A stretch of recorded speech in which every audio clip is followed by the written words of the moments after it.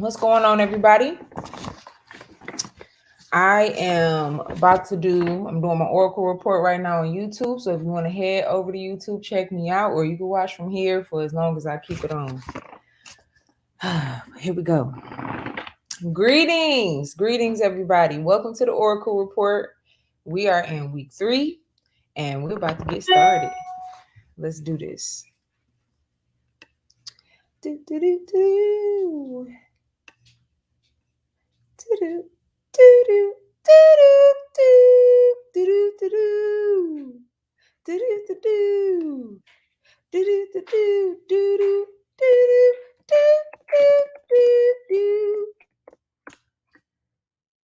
Music this week. All right, so this week we're going to be discussing the Vixen Age. So I wanted to talk a little bit about female sexuality, where we're at with it today, and where we're heading.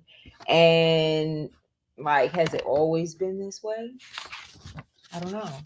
I mean, some of us might say no. Some of us might be like, well, we old school and this, but then you'll hear some stories from your grandma and them and be like, well, wait a second. Maybe it wasn't, so modest. It was just a little bit more discreet. I'm just being real. So let's talk about it. Who is this guy on my screen? What's going on here?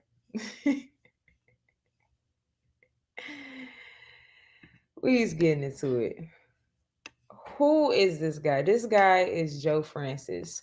This is the man who was the founder, I guess, the creator of Girls Gone Wild. So it's interesting how these people come out of the woodwork and the type of lives they kind of lead and stuff like that. It never really surprises you, I guess, like how they end up. I don't want to say end up, because as long as you're living, your life is never over. But he has an interesting, very colored history. He been, arrested for domestic violence, and I guess he may have held some women captive at some point. Listen. But this is the guy of Girls Gone Wild. Now, of course, putting I didn't feel like putting a screenshot of an actual Girls Gone Wild poster was befitting for the episode, just to keep the taste intact. And also just bringing light to like who creates this content with these women. And I guess the Girls Gone Wild stuff just popped into my head because I remember being younger and like, if you wake up in the middle of the night or you sleep with the TV on, the type of things that come on at night, and these are one of the little infomercials that would come on, and I remember this. And I'm not sure how those women felt in those videos, but this episode today brought up a lot of thoughts about it, and it just made me wonder, like, I would love to talk to some of those women today, first and foremost, to see, because those are one of like some of the first women that were kind of like mainstream publicized, like how I guess Instagram vixen would be now today. And there's always been porn. Like, it's been porn as long as they could as long as they could draw depictions of humans. There's been porn or some type of depiction of sex or intercourse or the genitals or something like that. Like, there's always been depictions of that. But as we really got into the technological age with the computers and getting more advanced cameras, it really seemed like we've amped up the sex like 1,000-fold. Okay. So just bringing a light who some of these people are in the background. And I honestly, I personally don't feel like these people just come out of the woodwork. I feel like if we do a little digging on Joe Francis, go, deeper than the domestic violence and things like that, we'd probably find a lot more information on him that would be titillating to the investigative minds out there. Hint, hint, wink, wink. And that's another conversation. Peace and love, intrinsic one. Thank you for joining me, and shout out to Indian Rocks Beach, Florida. Now that sounds like a super dope place to go. I'm into it. So yeah, man, I wanted to put this guy on the screen. We can take him off now, but just to go a little bit into it. And this is kind of introing what I'll be speaking about today. So with the whole with that whole movement, they're gonna see you. They're gonna see you. They're gonna see you. They're gonna see you. They're gonna see you. They saw you. They saw you. Yes, they did. They saw everything. But no, so I remember that whole movement because it was like a whole movement, and I wish I could speak to some of those women today, like where are they now, and just get into how they may have felt that in those moments, because to be honest, it seemed like a lot of them were really drunk, like, you know, I didn't look at no old clips to like see, like, you know how you look at something later on, you be like, whoa, we was looking at that, whoa, that we was tripping, or they was tripping, or whatever the case. You have so much of a different perspective. But just thinking about the little clips that I would see on the infomercials now and what I can remember, they just, and obviously knowing what alcohol does to you and stuff like that, I'm like, they probably was really, really intoxicated when they were doing those things. And I really wonder if they had full understanding of what they were getting into, if they knew, what their image was going to be distributed to. I know a lot of those young ladies had families, mothers and fathers, and they were probably college girls. A lot of them were college girls out there. So it's interesting to really think about what the effect of something like a Girls Going Wild has on today.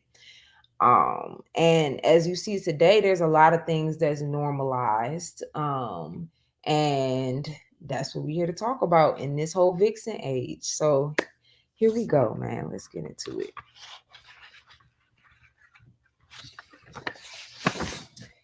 So I really want to know, has the modern psychology of the woman, well, wait, before I get into that, I gotta really talk about this. See, this why I gotta stay on my schedule. So first and foremost, how is womanhood, how is or should womanhood be defined? If let's just choose the starting point of Girls Gone Wild, because we really want to, and there might be other starting points that might be better, but I just want to choose this starting point because it really, what was that, early 2000s where it emerged and really became popular. And again, that was also a very important time for technology. We were getting introduced to Apple products for the first time. Phones with cameras started becoming very popular. And MySpace, come on, y'all think, just, I want to bring y'all back to that time as the starting point, because leading up until now, I feel like a lot has happened virtually or in the digital age that kind of perpetuates the female sexual culture today. So with that being said, how should womanhood be defined?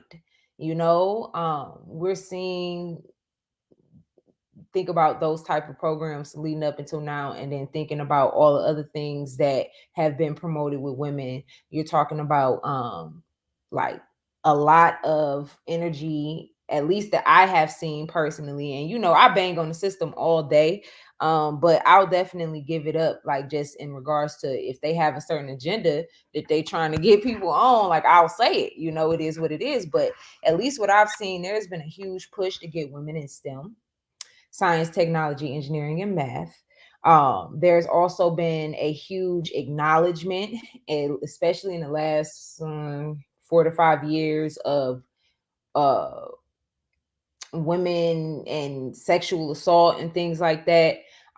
just women coming forward, telling their story, the Me Too movement, those type of things. So we've been having a lot of exposure to certain topics and issues in regards to that. Another big theme that I feel like has crept to the forefront is the whole age dilemma or situation. And we can go to the very mild part of it, or the extreme aspect of it. Mild just being, men who date younger women, or looking at female sexuality in a younger woman, and how she chooses mates and things like that. And also looking at the female sexuality in older women, and how they date and stuff like that. And then the extreme end is, of course, do I need to say it? R. Kelly. Okay. You know what I'm saying? Situations where women are, or young ladies are, getting into situations where they with men that are above the age of majority. Okay. Go on YouTube right now. I'm live on YouTube, so come check me out. If y'all can get on Instagram, please check me out on YouTube, Trapper Oracle. All right. So yeah, we've had a lot of exposure to a lot of women centered topics in the last 20 years. Where does that leave us though, with our womanhood, how we define it, how we interact it, how we express it? And should we be treating womanhood like our hair, like I'm not my hair, or is it everything? Because in a lot of cases, we, especially in the spiritual community or the truther community, conscious community, whatever you want to call it, we are embodying a more holistic feminine sexuality, where we are our womanhood. Everything is about the woman. Everything is about the fact that whatever makes me a woman is happening, and I want to talk about it. It's more of an embraced acceptance of it. And then in other spaces, it's like, no, I don't want to be looked at and defined by my womanhood. I want to be respected as an equal. And but then that comes with implications too, because it's like, you want to be respected as a woman and an equal. So that's a conversation too that I hope to have, if not tonight, then maybe on another Oracle report. And you guys can let me know what y'all think about it as well. Let's see what we got here. What's going on? Bush God returns. Peace, love, and light. Yeah, you said the girls going wild. Girls were completely taken advantage of. That's why it was discontinued. I think the dude behind it is in jail. Yeah. Yeah, I think he is too. He might be, but I know he's been in jail over some women and dealing with women and mistreating women and stuff like that. This is another question. How has culture changed due to all of this going on? And when I'm saying all of this, I'm talking about like the modern media age, where where the whole Vixen Age just has fully emerged, and there's really no turning back from it. Has the culture changed, do y'all feel? How did we get here is really what I want to know. I want to know how we get here. And that's when I asked myself that question, that's when the whole girls going wild thing came up. Because I was like, wait a minute. And it's not just girls going wild. It's Uncut too. I know y'all remember Uncut. Y'all remember Uncut on BT. Stop playing with me. It's more, and I know Uncut was like, honestly, I personally felt like some of the stuff on Uncut was like more tasteful than Girls Gone Wild, and it might have even been more consensual too, but who knows? We wasn't on those video sets. Message.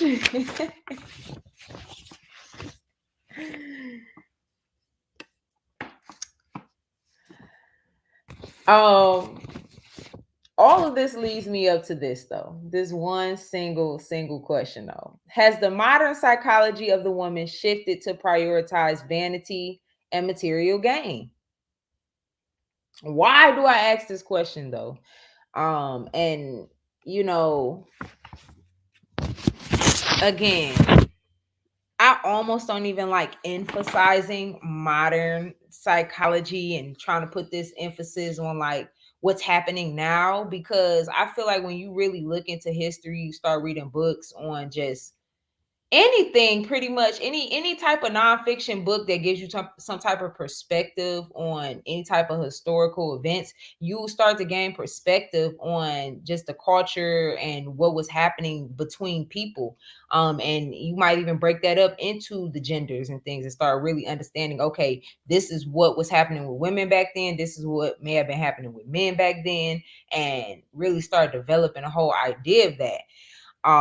So that's why I try, it's difficult for me to even talk about modern psychology because I really look at the thing very holistically, and really think about the fact that it doesn't break off at this modern age where it was just this black and white transition from how we got to where we're at today. It's all been a journey. We're leading it. It has all led up. Every past event has led up to where we're at now. But nevertheless, modern psychology of women. Just and just to, I guess, narrow down exactly what era I'm talking about. And in this day and age, there's really no escaping it. I personally feel we've embraced a culture, and I don't even think it's a personal, it's very much so in marketing. It's when we walk outside, it's on the social media, it's wherever we can see anything today. um we've transitioned to a very vulgar kind of reality. And I feel that way about, I guess, certain aspects of womanhood. By all means, though, don't apologize for who you are as a woman. But I think there's certain things you have to stand on if you choose to go that route. Just like certain things you got to stand on as a man, if you choose to do certain things as a man. We ain't talk about them today.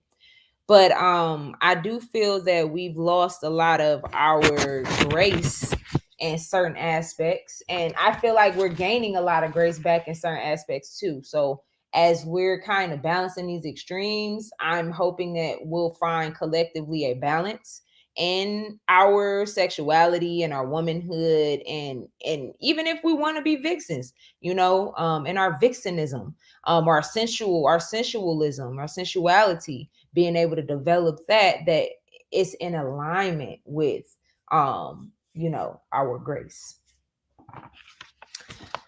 But yeah, it's no mistake. Nowadays it's about what you look like and about what you have. It's very intensely vulgar. I could sit here and play clips and clips of videos of women being interviewed on the street talking about, do you want a working man, or do you want a scammer, honey? Now I get this. They could have interviewed 50 women this evening on this particular interview, and have a majority of those women could have been like, no, I want a good man at work or whatever like that.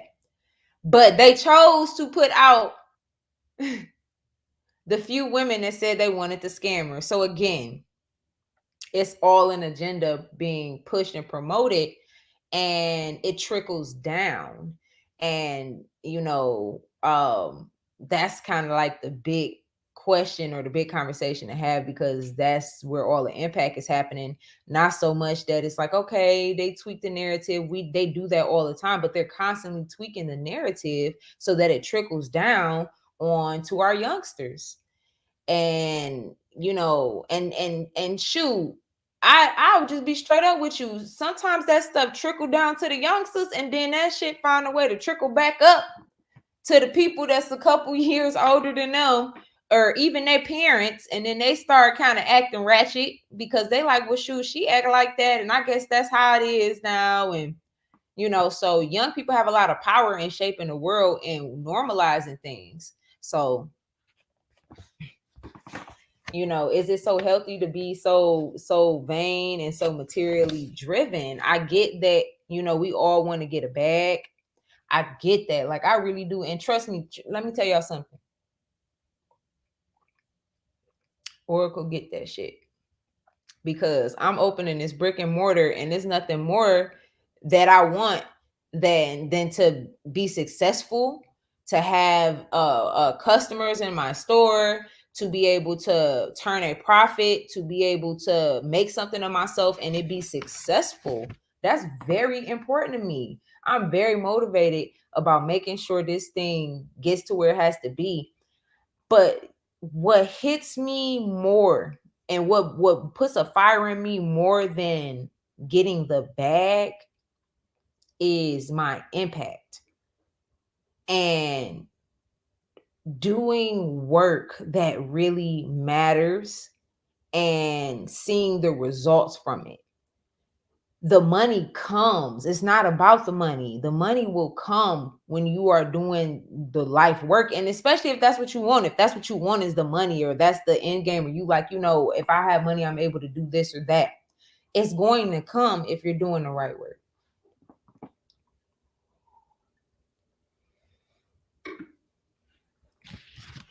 So trust me, I do believe it's a time and a place for everything. It's a balance.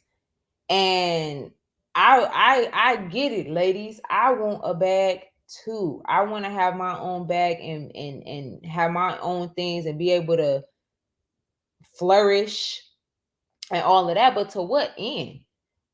What end am I doing that? And how much of myself and what ways am I willing to give myself in order to get to that and achieve that? And that's really what we're talking about today. Is you can't ignore what we've been seeing in society and just the language that's been used. I want to read something that I found today, but before I do that, let me see what you guys are talking about. Greetings, E-Dodge Newscast. Y'all go follow her right now. Subscribe. Please, please, please. Let's see. It's been a long time coming. They want women to have more money but still be insecure so that they buy all of the BS that capitalism markets to them. Wow. I have to show that. Now, that's facts right there. Peace, love, and light. Thank you. From Detroit. Yes, virtual hug. Aisha Ellis. Is it Aisha? I hope I said it right. But shout out to you. Thank you for tuning in. Yes, this is really the nuts and bolts of it right here. They're promoting all of this kind of very material driven, just everything material driven. And you're talking to somebody who, like I said, my topics are rough, man. It's hard for me to get out of trying to be one of those people that's always right and want to tell you, how trash your life is and stuff like that. Like, I am very much so a participant in this world. I'm not excluded from this. I'm asking for myself. I'm doing this expose for myself. So I'm like, where is the line that we draw with taste and class? So like I said, you can't ignore it. They out here promoting the promotion. Okay. And it's more than just sex. Like, that's why I want to just focus on sex and female sexuality and all of that, because it's way deeper than sex in regards to what they're enticing these young ladies to normalize within their life. It's something very It's giving personality disorder. It's giving female narcissists. It's giving histrionic personality disorder. It's giving, if I don't have this, then my whole life image, everything about me crumbles. Very unstable emotional energy. That's the last thing you want in a woman, is a emotionally unstable woman. That's the motherfucker that will chop your dick off. Excuse my French, that just came out. I'm just being real though, but that's somebody who is going to hurt you if they are not stable. And I feel like, and I'm not trying to say, people who are materialistic are just gonna go and kill you. But I'm just saying, you see these things, especially if you know people like this, or if you've just been in certain circles, you guys, I'm just being real. Like, I don't even want to call out specific things, but if you're in certain circles or certain communities, like, I don't know, you might be a model just specifically within that community, or the video vixen community where you shoot videos and stuff. Like, any place where there's a lot of competition or women feel like they have to compete, a lot of women flock to those areas because they're able to get certain attention and things like that. Or they're able to again continue to perpetuate their priority of, retaining vanity or getting whatever vanity earns you, and also material gain. So and then there's a lot of other circles other than what I just said where that still goes on, you know, and how those women act, even in those circles, is definitely something to be discussed. Because in this Vixen age too, I think we need to talk about is the secret freak. It's a lot of secret super freaks out here that's trying to act like they goody two shoes or they clean and all of this or whatever the case may be. Not saying that you dirty because you out here getting it on, but just saying like you out here doing what you do out here, and you trying to act like you're something other than what you're not. But you got some track, you got track record. How we handle that. Or you out here, it ain't even about you dealing with having a track record. It's the fact that, again, you're prioritizing vanity and material gain. So this is not just for we're not this conversation isn't just about what you wearing and stuff. It's about your mind, psychology. All right.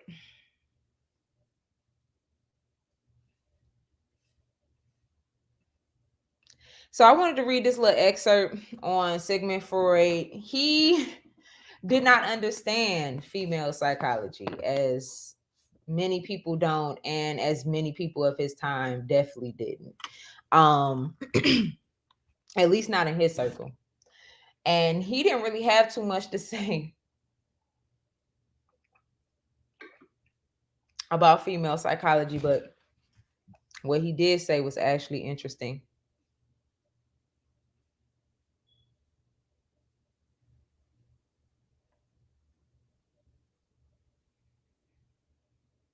So first and foremost, Sigmund Freud believed that female psychology was the result of an incomplete and frustrated male development. So he based his whole understanding of female psychology off of what he thought male psychology was, and that we had an incomplete development of it, of whatever the male development theory he had. Interesting. So already starting at this level, this low level, he acknowledged he did not fully understand psychology of women. Hey, you guys, check me out on YouTube right now, Trap with Oracle, if you guys want to go check out. I'm going live. I'm live right now, actually. Peace out.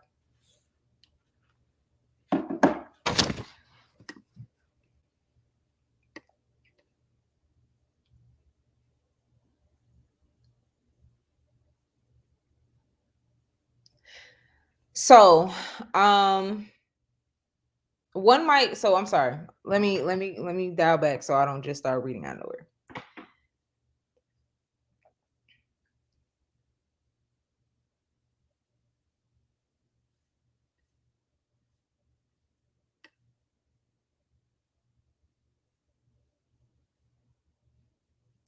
Okay, so he says one might consider characterizing feminine psychologic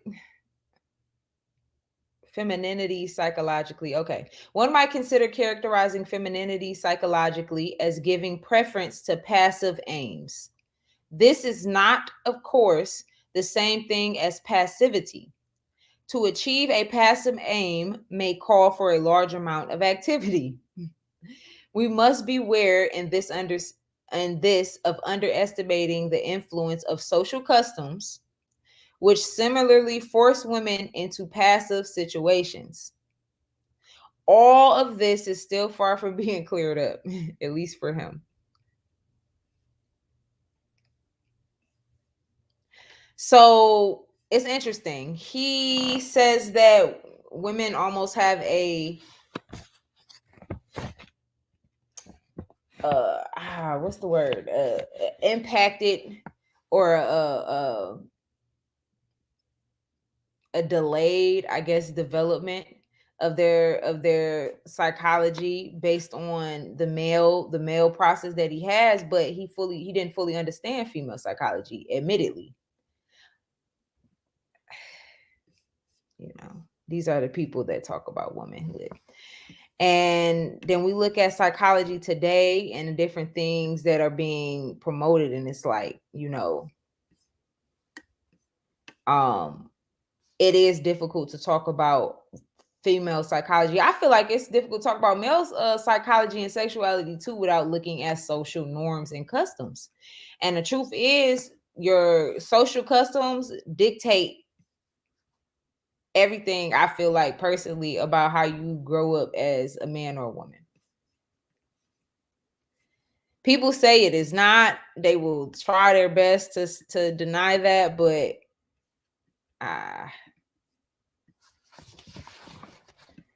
truth is,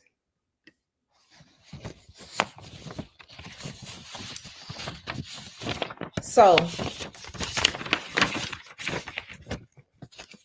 let's talk a little bit about culture then. Since again, you can't really get into the psychology of women if you don't know what's happening in the modern day. Hence, modern day psychology, material gain. There's been a few things, like I said, that led us up from early 2000s up till now, where I feel like sexuality, even before then, I would even say 90s, because I'm about to talk about rap in a second, and when you bring in rap, you already know. But when we look at certain aspects of culture, there are a lot of things that we've been introduced to that have truly shaped female psychology and sexuality today, and we can't deny this, man. Rap culture with respect to women has completely shifted how I feel like a lot of women act. Let's just be real. Like, you know how many women, like, just listen, just very simple things, like talking with a homegirl, be like, okay, like just doing stuff like that you pick up from rappers and people that you see that you think are rappers or whatever the case. Like, that's happening. Rap culture is shaping women. And how it's shaping women, again, like I said, I don't think it is the healthiest, because there's a lot of taste missing. There's a lot of taste missing. There's a lot of grace missing. 90s rap compared to rap now is totally different, I feel like, in regards with women and what women were saying and doing. Now, you talking about Lil Kim Age and Foxy Brown and all of them, okay, that might be a little different. But I'm thinking about like Queen Latifah and MC Lyte. So, and we had those rappers, and we got rappers like that now. But again, just like the MC Lyte and the Queen Latifahs, it's like we need them pushed like to the top. Like, we need that full exposure for those ladies. The Rocks that's out here, the Rhapsodies that's out here. Like, we need to be seeing them everywhere. And those are people that's OGs has been in the game. And I'm like, we need to be seeing y'all everywhere. Y'all need to be putting on everywhere for we make sure y'all booked and busy all the time, because y'all need to be out here, continuing setting example like y'all been had for women. We need to see that. Lauryn Hill was going in on doo-wop on that thing. Just talking about, she predicted it all. She said everything. Fake hair like European, nails done by Korean. Like she said the whole thing. And again, I don't got nothing against you getting your nails done, because like I said, I'm asking for myself. I get my hair done. I get weave sometimes, and I get my nails done sometimes. So it's like, how far does it go though, where you start to lose your grace, or you start to lose the taste level in things, and it just goes too far.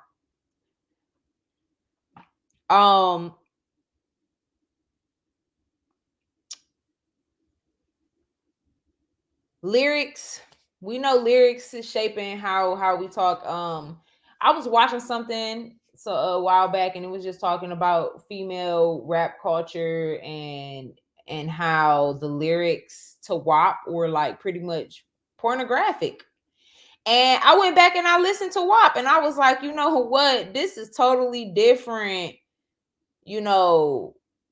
This is very, very, very verbally explicit.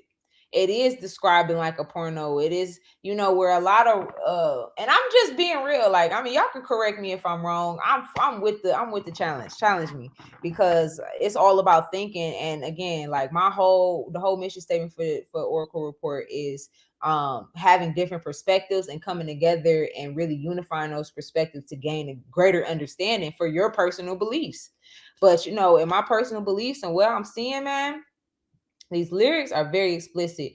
90s rap, or just rap maybe like with guys, male rap artists, they'll say, suck my blah blah blah blah, keep it moving, and or they'll say something very explicit like hand up a dress or something like that explicitly, and then they'll kind of keep it moving.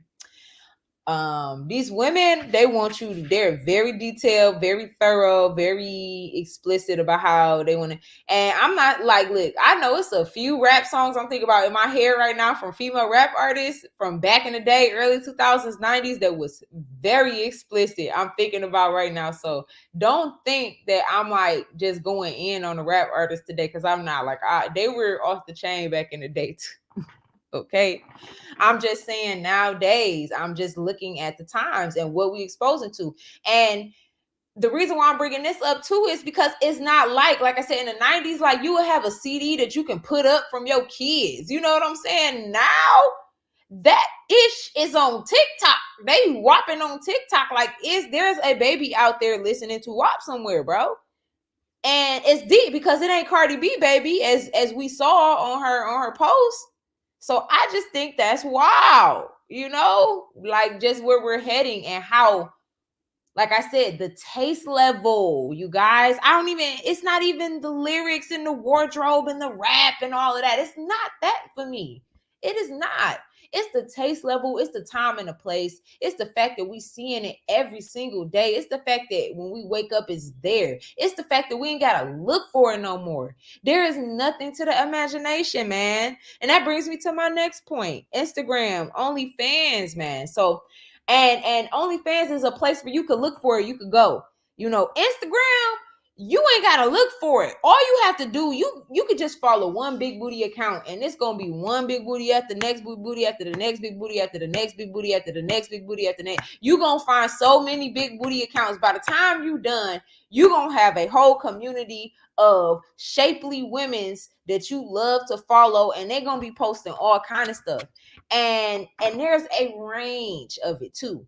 And there's a range. And again, addressing taste level.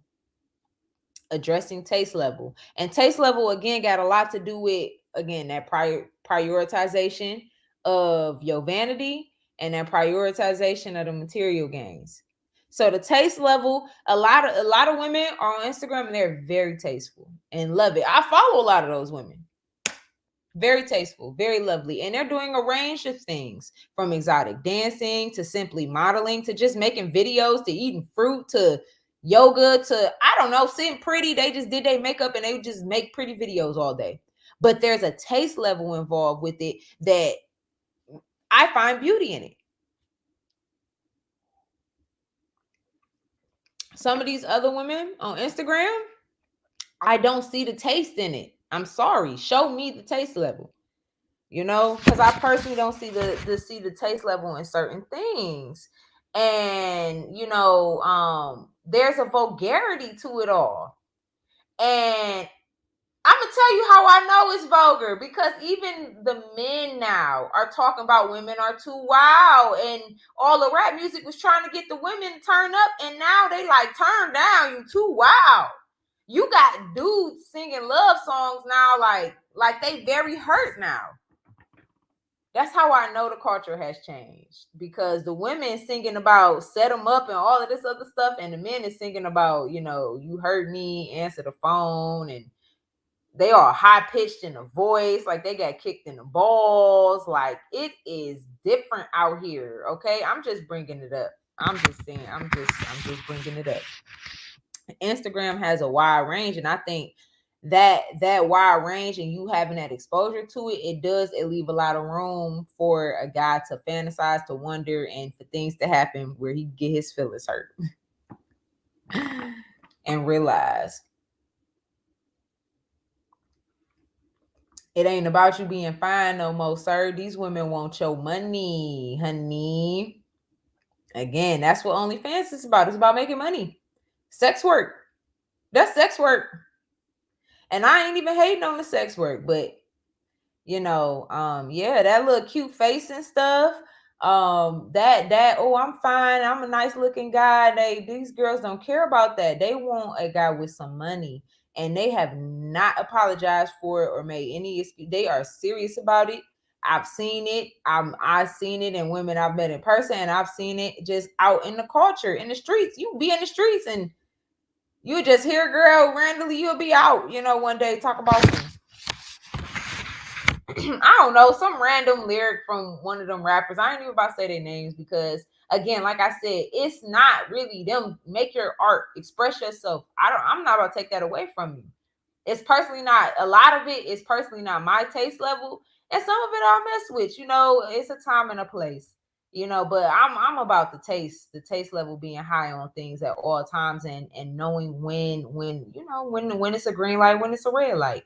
And like I said, with this whole Instagram and social media, that f's up people's schedule for knowing when stuff is the right time and the place.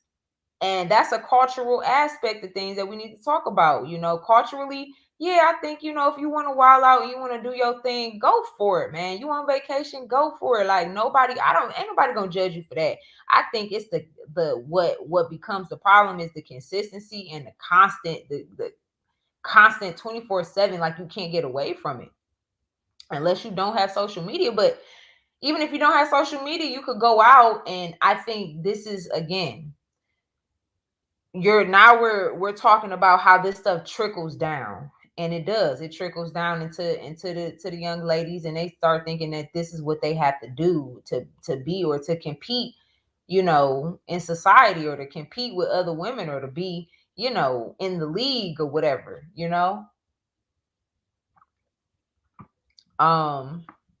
I ain't about to get on here and start making fun of y'all eyelashes or none of that. Even though I want to, because them boys be looking wild. Okay, I'ma chill on y'all today. I'ma chill on y'all. But how far are you gonna go, though? Seriously. And again, this Vixen Age, I just want to say this, and this is a whole nother Oracle report, and we'll get there.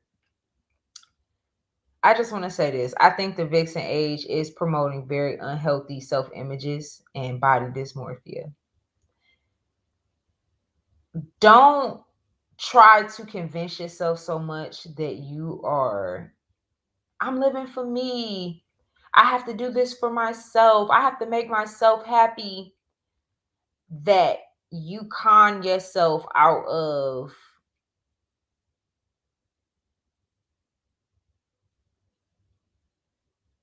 really loving who you are. I think we gotta start asking ourselves what real self-love is. And that's just my whole thing with just the plastic surgery and body modifications and stuff like that, how far are we willing to go um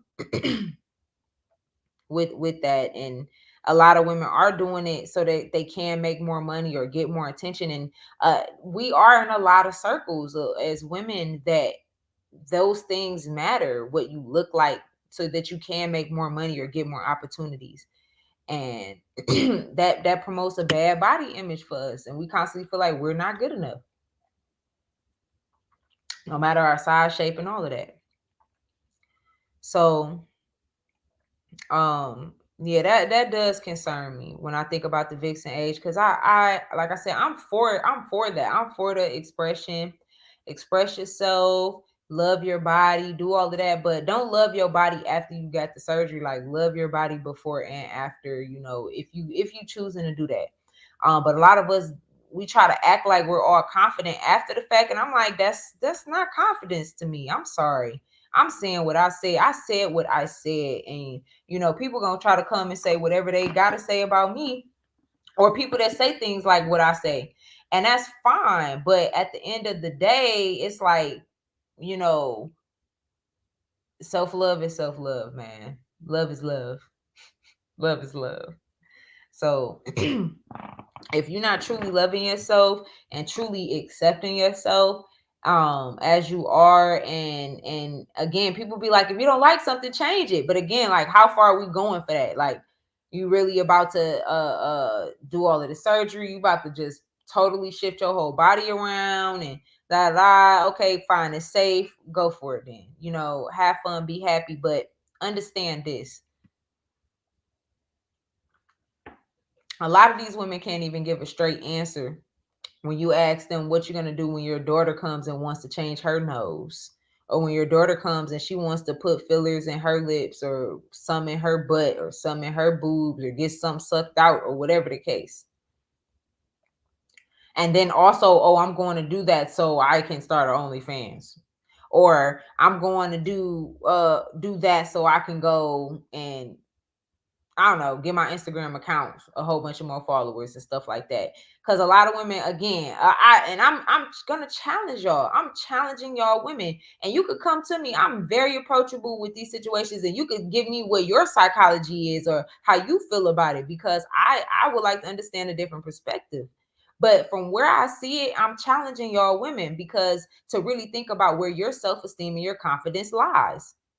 And a lot of these women, when they come out of the surgery, they saying, it's the best decision I ever made, because it was something that affected your confidence, which means that you didn't have the confidence before you went into the surgery. And I think that's the kicker. Don't all of a sudden come out confident with the surgery, be like, oh, well, I did this and now I'm on my regimen and I work out now and I do, like, honestly, that don't inspire me. You know what I'm saying? That don't inspire me. Everybody inspires somebody else, but don't inspire me. Like, whatever. Like, that, you didn't do the work, and you're, kind of parading around here like you all of that. And as long as you making your money, though, that's how I feel about it. Like, as long as you making your money and you minding your business, like, a lot of them don't care anyway, because again, they're materially driven. And like I said, it's giving histrionic personality disorder. It's giving narcissist. It's giving female narcissist. Like, we giving birth to a whole bunch of female narcissists. All they're gonna care about what you can do for them. It's about to be a lot of hurt ass niggas in the next 10 years, because until y'all stop promoting this shit and stop going for these women to do this shit, that's what's gonna keep happening. Lastly, are we promoting sex work? The question is, I feel like yes, we are. OnlyFans is sex work, period. Everything, like I said, everything is about your body and what it look like and all of that, and again, I do feel like there's a aesthetic component to spirituality, for sure. It is.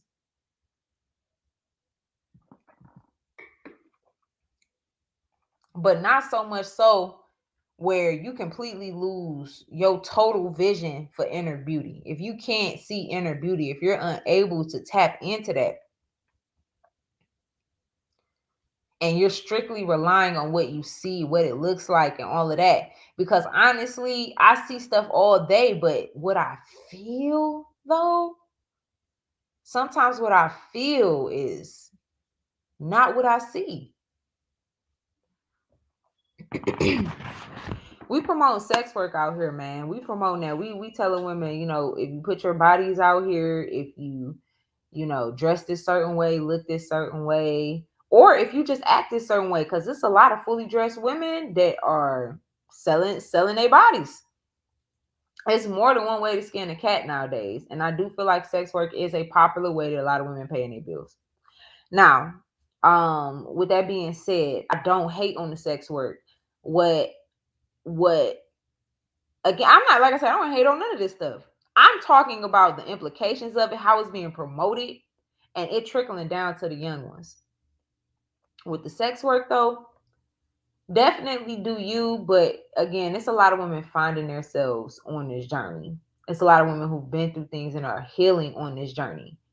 And I do feel like the sex work is, again, just a way to make money. And it might be something you need to go through so you can develop, learn, or whatever. But I don't want us women to get stuck in that, thinking that that is how we liberate ourselves. That is not liberation, unless you, again, I feel like you got to have a real understanding of who you are, know what you are and what you're doing on this earth. And if sex work is your thing and that's for you, that's for you. But what I'm saying is, a lot of women haven't done the inner work to even get there. And I know y'all feel me on that. They just haven't done the work. So how are you liberating yourself? How? You ain't did none of the inner work. All of your liberation is this physical depiction, this physical expression. That's all of your liberation.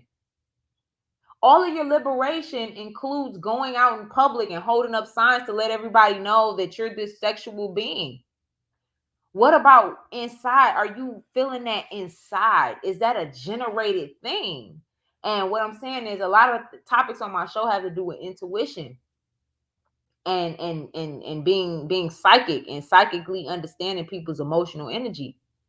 And the truth is, you can see that on somebody. You can see that empowerment and liberation, because there's a try. You know, there, again, a lot of things in life you either can try or you cannot try. You know, and some people just got it. Some people got it where they don't got to try. And then some people are trying. And I do feel like a lot of women are trying to be sexual. They're trying to feel liberated. They're trying to feel empowered so desperately in this world. Let's see what we got here. We're about to wrap it up. A man sees a Dr. Miami body as a sign of insecurity, just being honest. Ooh, hey, that's coming from Bush Guy Returns, man. Yeah. And check this out. I want to say this because I like I said, I don't want to get too much into plastic surgery because that's a whole nother Oracle report I want to do. But in regards to that, when men reacting to, you know, seeing a woman who may have a visibly altered body, because a lot of times, especially nowadays, you can't tell anymore. When men respond to that, I feel that, you know, a lot of women have learned from these things. For example, there's a lady, a young lady on Jocelyn's Cabaret, Sapphire.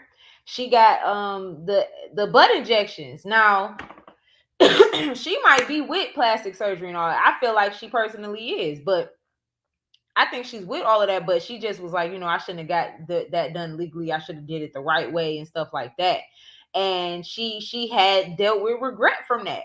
And when I see stories like that, I'm like, it brings compassion to me. It teaches me to be more compassionate, because I'm like, you know, I do feel like there's a lot of women who have learned from those things and might have been like, you know, I wish I wouldn't have touched my body. I wish I wouldn't have done that, you know. But again, that's another subject we talk about later.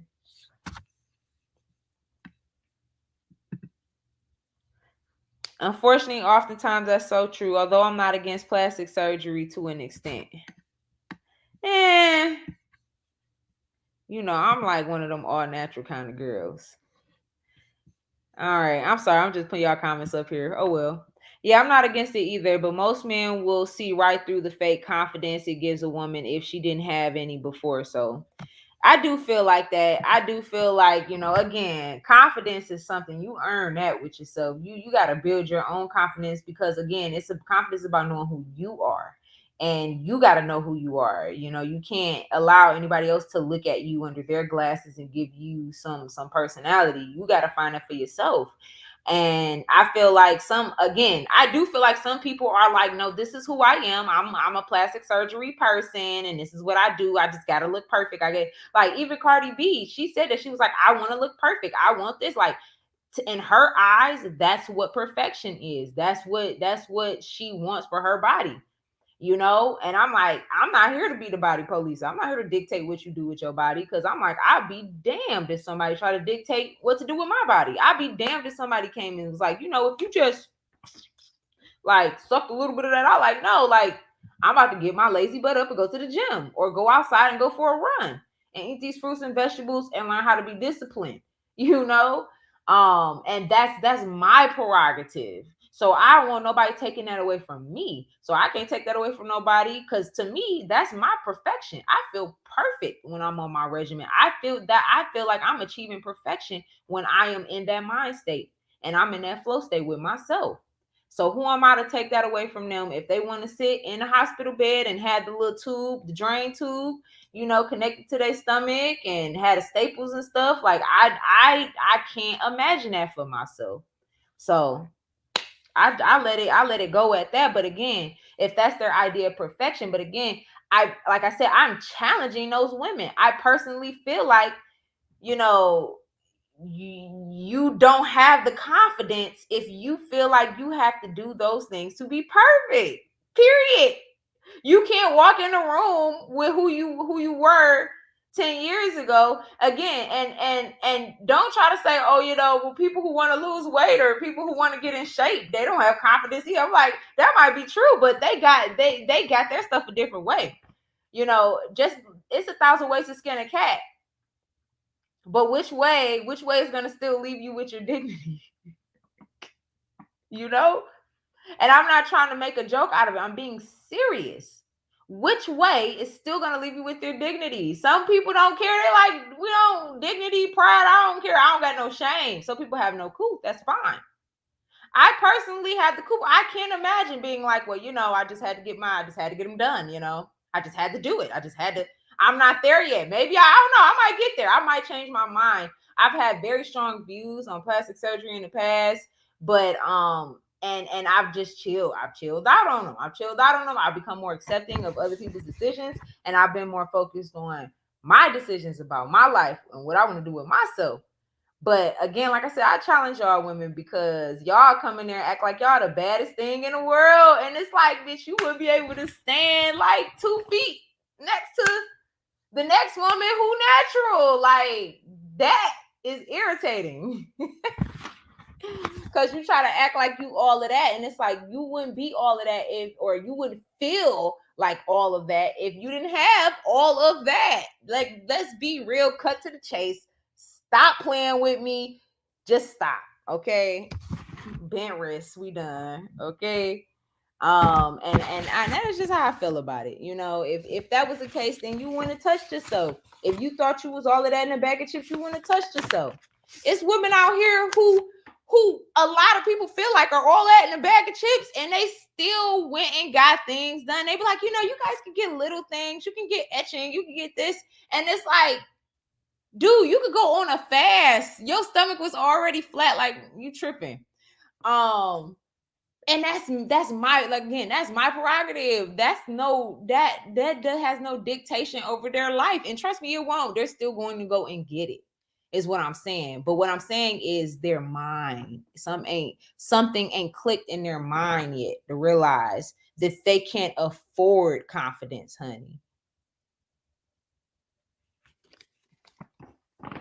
You can't afford it, baby. You could pay for the surgeon, but you can't afford confidence. Let's just be real. Some people don't have that in their core and being like, you know what, this is who I am. I'm gonna die like this. Like, this is who I am. That's me. I know who I am, and I know like certain things I'm just not going to do. Now, if you want to make your body look better, you want some tips. I said on the Getting Old episode, get you some wood therapy. Skip the operation and do the post-op massages, and really start dedicating yourself to lymphatic draining and really start dedicating yourself to cellulite reduction and things like that. Do cold water, look into ice, cold thermogenesis and ice baths and stuff like that. People don't want to put that work in. They'd rather sit and go under. First off, just even the whole thing of going under, like, no. I personally can't do that.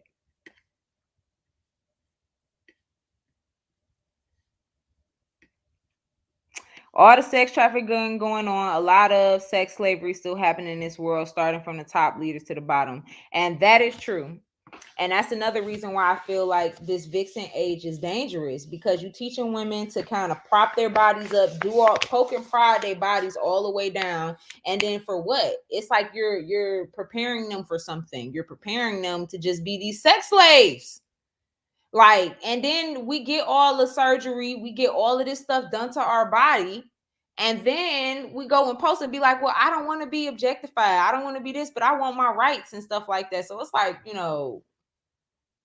we're just putting ourselves in more of a position to be like, what do women really want? It's like, it's the age-old question. And the truth is, we don't know. Yes.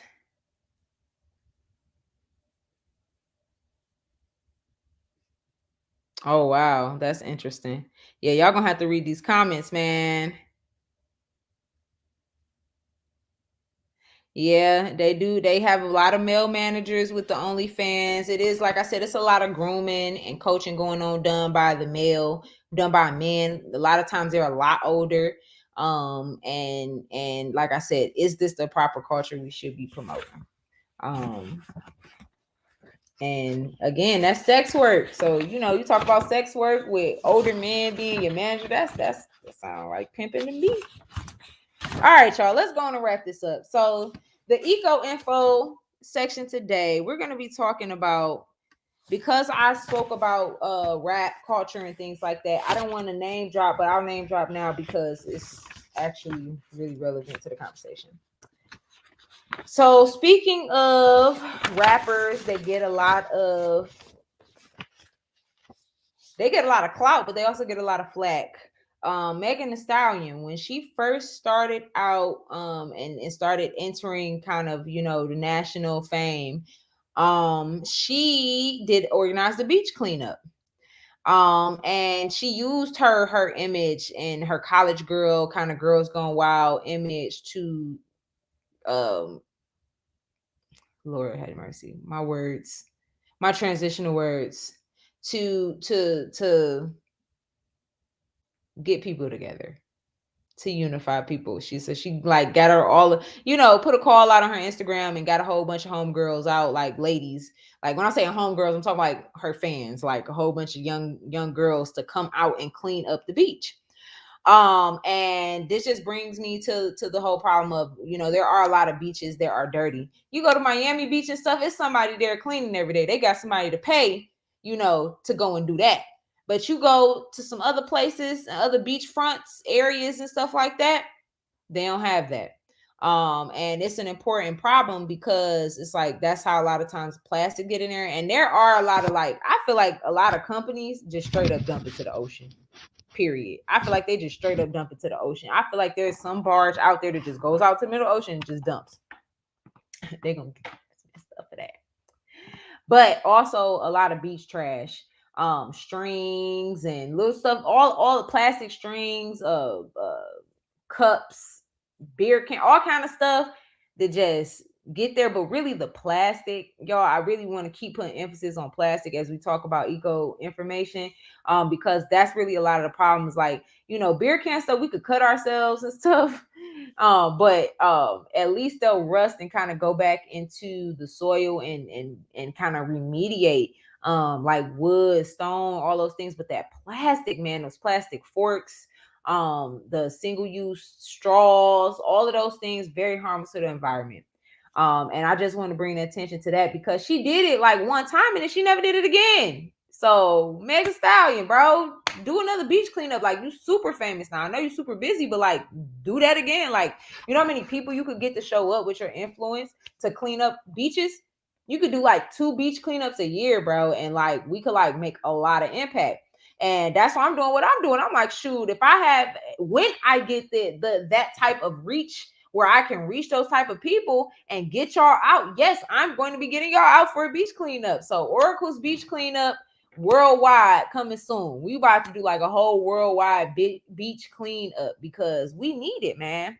And that's part of me taking responsibility for Mother Earth. I live here, I belong here, I deserve to be here. And I'm like, I see something that needs to be done. It takes time and progress. Yes, I get it. I don't have a whole team. I don't have a whole team yet sitting here where we're able to just and piece it all together. But I have a vision for it. And I see the work that needs to be done. And yeah, man, I would love to do a beach cleanup. If you guys want to do one sooner than later, holla at me, man. And if you know of a really dirty beach that could get clean, let me know that too, because I would love to know. So that's my eco information. Problem is plastic. The solution is we need to pick it up, and at least this is a very complex solution. The first part of the solution is making sure we pick it all up and getting it off the streets. It's like crack. We got to get it off the streets. It's like infested. Once we get it all together, then we can start really thinking about, okay, how can we remediate all of this plastic, this single-use crap? Because we can't turn it back into petroleum. All right, now we're going to close this thing out. Oracle's mental message today. So I'll keep it nice, short, and sweet because, again, I want to keep these shows down as much as possible. I do not want to go over an hour, and I keep doing it. So thank you guys for bearing with me. I love y'all so much for it. Oracle's mental message, though.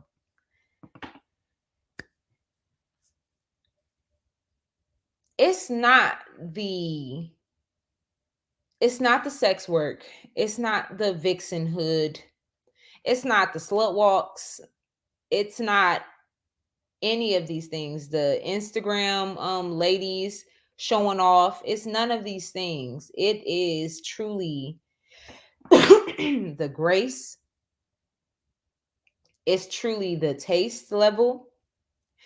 And it's all about how we're doing these things as women.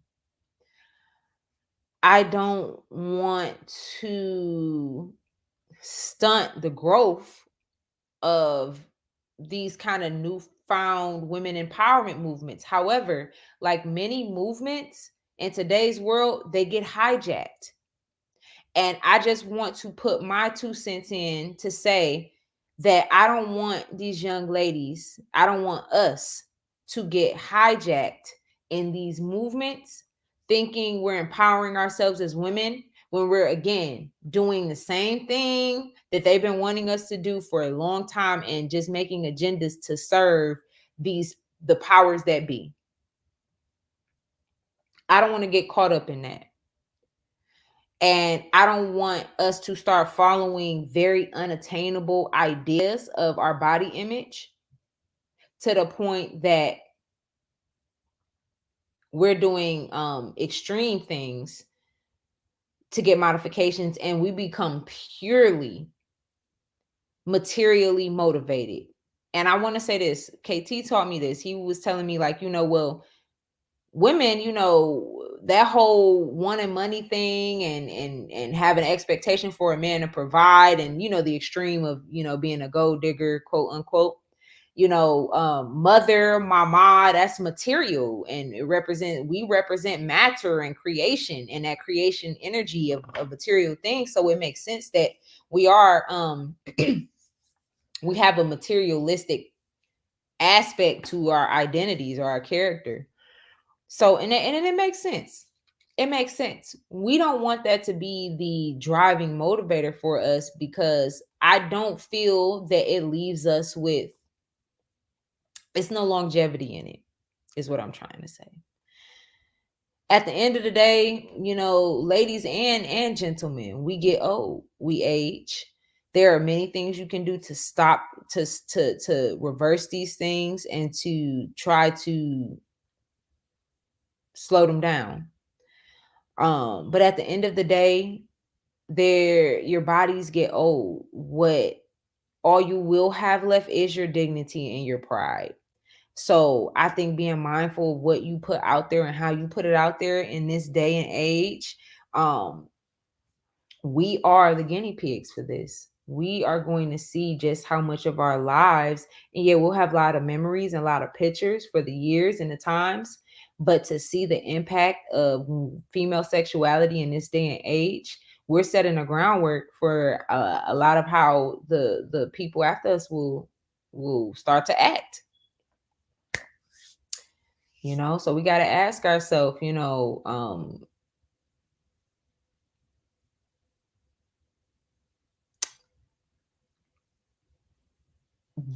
are we promoting the right image? Asking ourselves, what is the proper time and place for certain aspects of my personality or my sexuality to be expressed? Am I finding the appropriate places to do these things? Because let's just be real, and this is a real part of Oracle's mental message. Just because they tell you can do something there don't mean you should be doing it. So yeah, there's a lot of ass on Instagram. That don't mean you have to show ass on Instagram. That don't mean that it's tasteful for you. Or it could mean that. Who knows? Again, I think different things fit on different women. And that's really at the end of the day what I'm trying to say. But if it really fits you, and if it goes together, that's only for you to determine. Because again, especially when you're dealing with the empaths, it can be seen, if it's a true thing or not, if it's your true female empowerment. And yeah, I think I might just leave it there with y'all. I appreciate y'all for tuning in. Thank y'all.